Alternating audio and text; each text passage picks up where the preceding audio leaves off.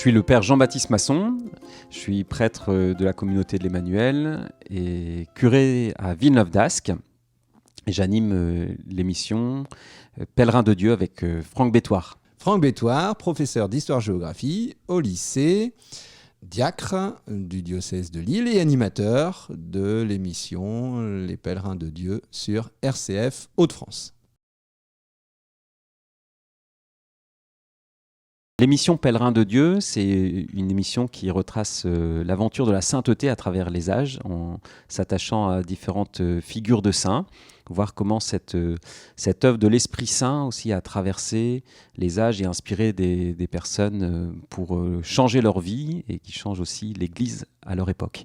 L'émission Pèlerin de Dieu répond à la demande du grand saint François Borgia, un des fondateurs des Jésuites au XVIe siècle, qui inviter chaque personne à vivre avec un saint pendant un mois pour affermir sa foi et découvrir le Christ à travers les saints qui sont finalement les plus grands ressemblants au Christ. Épique, la grande épopée des saints et saintes de notre Église, ou plus largement de ceux qui ont laissé l'Esprit Saint emplir leur vie. Épique, c'est vraiment l'aventure avec Dieu. Et donc on a cette aventure à vivre aujourd'hui et c'est toujours intéressant de revoir comment elle s'est vécue dans le passé à travers des figures concrètes pour s'inspirer pour notre temps. Tout public, évidemment, tout chercheur de sens, toute personne qui pense que le rapport à l'histoire, qui est une terre éloignée, peut nous faire mieux comprendre notre époque aujourd'hui. On peut voir les différences, on peut voir les ressemblances, et puis avec cette comparaison, trouver des solutions pour notre vie aujourd'hui. Aujourd'hui, on vit dans une époque où on n'a pas le temps. Et donc cette émission, elle est aussi, elle montre comment à d'autres époques, on n'avait pas non plus le temps de s'occuper de Dieu. Et pourtant, certains ont trouvé, certains ont été inspirés, ils ont fait leur chemin de sainteté. Et donc à travers l'histoire, on voit comment aujourd'hui faire du temps pour Dieu, lui donner une place dans sa vie et le laisser transformer nos vies. Parce que c'est une radio chrétienne et le Christ a un message pour nous aujourd'hui, et même vital, encore plus que par le passé. Et petit souvenir personnel, je rends hommage à monsieur Yves-Marie Hilaire, qui est au ciel, qui est avec tous les grands historiens qui l'ont précédé.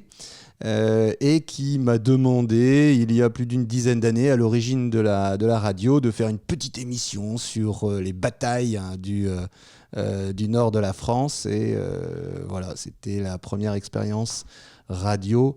Et je rends hommage à monsieur Hilaire. J'ai été embarqué sur RCF d'abord pour les commentaires d'évangile, avec ces commentaires quotidiens qui permettaient de se nourrir de la parole de Dieu. Et il y avait cette émission Pèlerin de Dieu qui était beaucoup plus historique et qui m'attirait beaucoup. Et il y a eu un besoin qui s'est fait sur cette émission. Et donc Franck, que je connaissais par ailleurs, m'a demandé. Ça m'a permis de me replonger dans l'histoire, dans ces histoires de la sainteté, ce qui me passionne jusqu'à aujourd'hui. On a suivi pour le choix des thèmes de l'émission un déroulement chronologique en commençant. Moi, je me suis embarqué au 17e. On était à peu près sur cette période-là, en suivant la chronologie. Et ce qui donne un choix. On suit plutôt les cimes en fait de la sainteté, avec quelques petites excursions, en essayant d'équilibrer aussi entre figures féminines, figures masculines, en essayant d'équilibrer aussi entre figures plutôt de l'institution, figures plus populaires. Et donc ensuite, on se laisse guider par l'actualité de l'Église, avec les canonisations aussi qui nous ont permis de faire des petits excursus dans le Moyen-Âge, dans d'autres époques de l'Église. Et donc on suit de moins en moins au fur et à mesure du temps, on suit de moins en moins le déroulement chronologique, en allant rechercher aussi davantage des coups de cœur ou des saints qui sont inspirants pour notre époque. et qui peuvent avoir un message d'actualité à nous dire.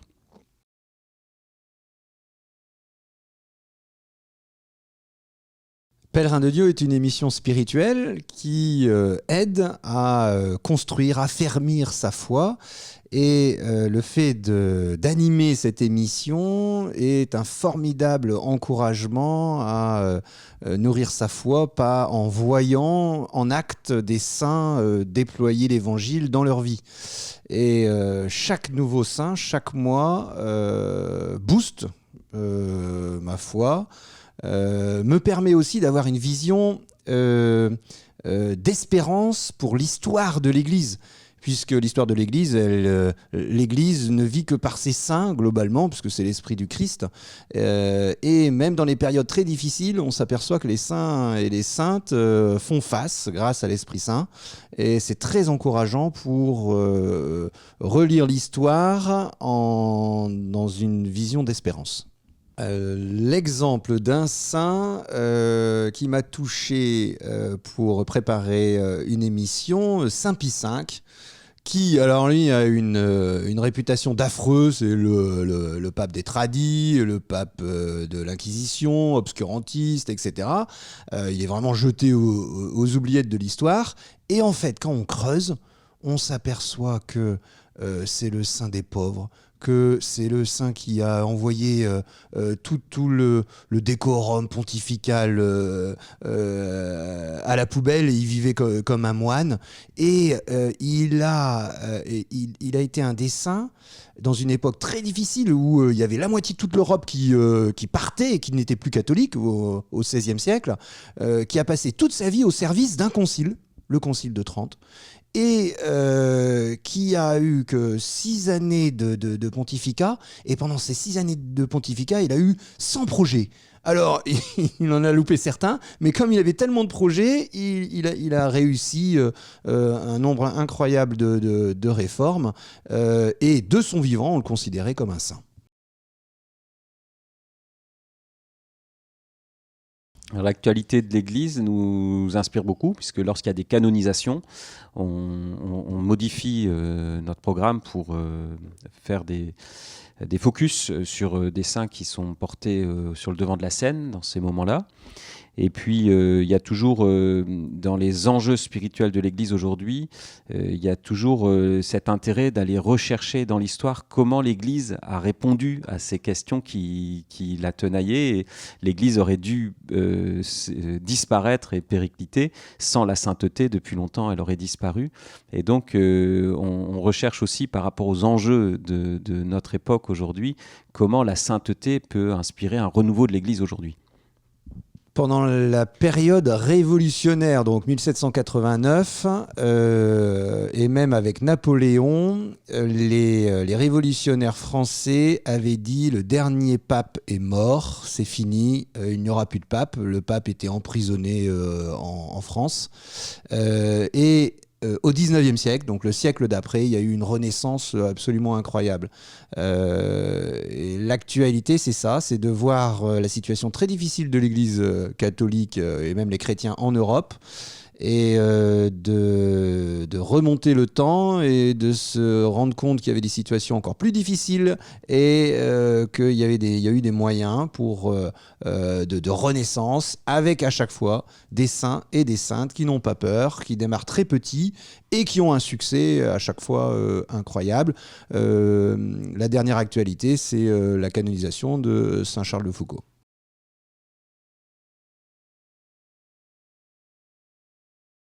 Les principaux défis, le principal, c'est de trouver des sources adéquates, parce que il y a sur certaines figures de saints une littérature qui est très spécialisée et donc qui est difficile.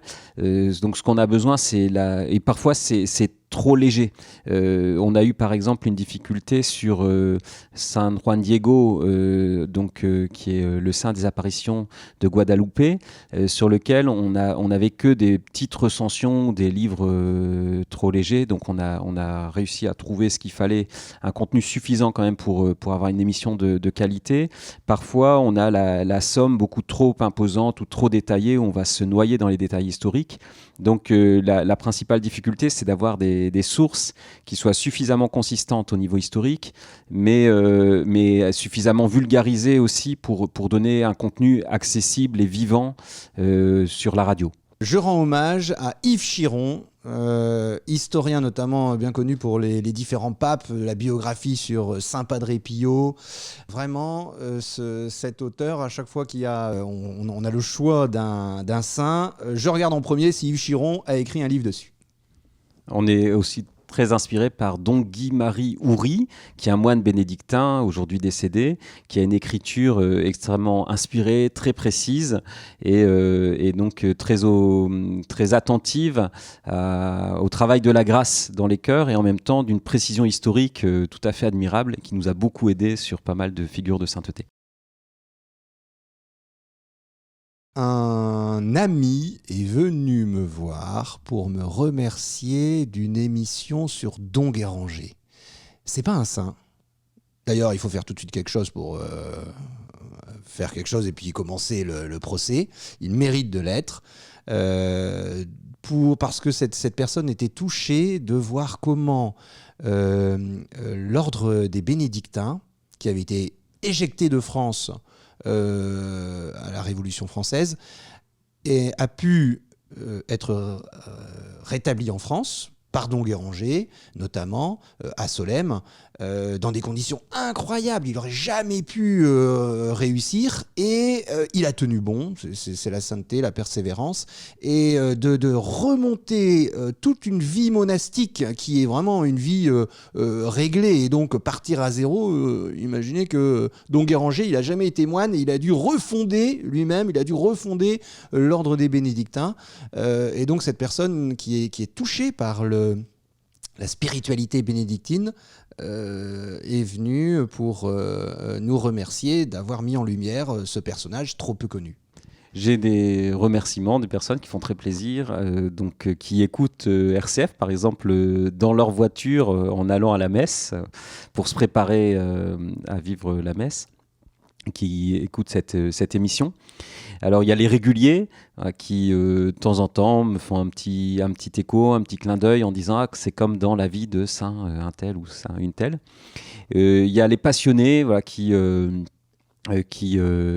du coup, c'est arrivé qu'il y a une personne qui me retravaille les sujets qui une fois a trouvé 2 erreurs sur une émission. Ça a fait beaucoup de bien dans la précision, dans l'exigence de précision.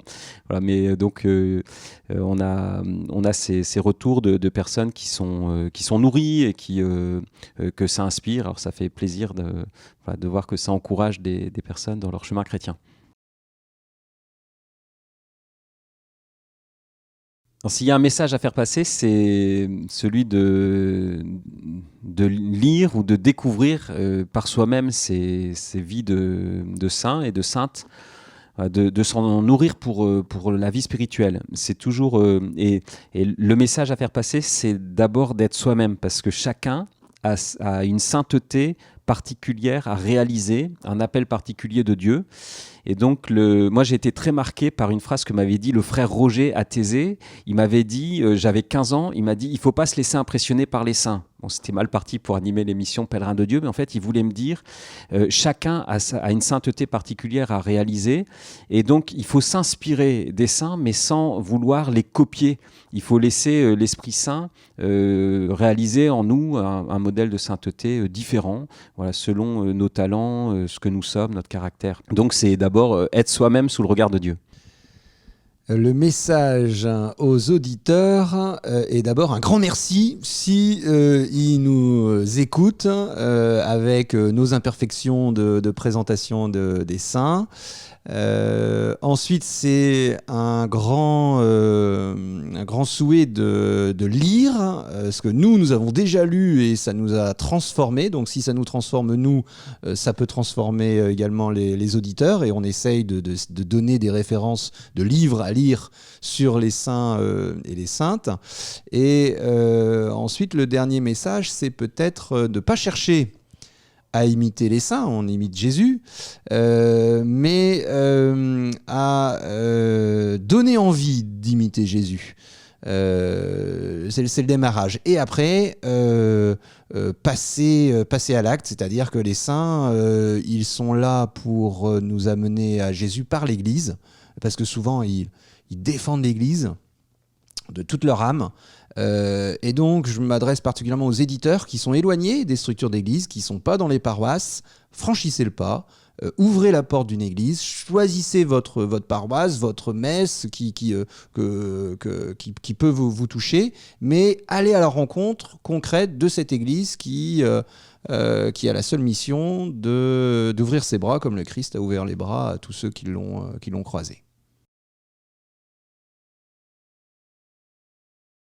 Alors, ma citation préférée, elle vient de Saint Benoît, c'est « Cherchez Dieu, querere Deum » que Benoît XVI a repris dans son discours aux Bernardins, qui signifie « Chercher Dieu, c'est toujours le fondement d'une culture nouvelle ». Il le dit pour l'Europe, en disant comment cette recherche de Dieu a été à la source d'un renouveau culturel, un renouveau d'une société, mais qui n'était pas voulu pour lui-même. En fait, en cherchant Dieu, on reçoit énormément d'autres dons pour soi, pour sa famille, quantité de dons de Dieu pour sa vie, qui nous sont donnés avec la présence de Dieu. Et donc, le fait de mettre la recherche de Dieu en premier, c'est vraiment ce qui peut nous combler de tous les dons que Dieu a pour nous. Je reprendrai une citation de Saint Pie V. Là où le spirituel est négligé, le temporel se dissout. Ça, c'est la version un petit peu qui annonce lorsqu'on va sur le mauvais chemin. Et une citation plus positive qui donne de l'allant, la vérité du Christ, le Christ, la vérité vous rendra libre.